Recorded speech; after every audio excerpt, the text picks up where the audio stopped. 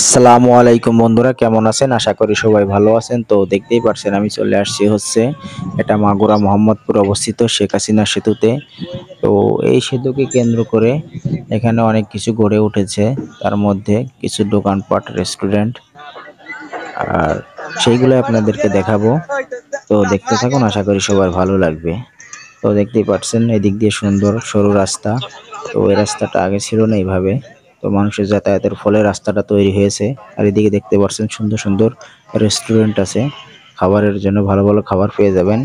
আর একদল ভাইয়েরা ইনারা ফুটবল খেলতে গিয়েছিল, ফুটবল খেলে আসতেছে। আর এদিকে সুন্দর কাশবন আছে।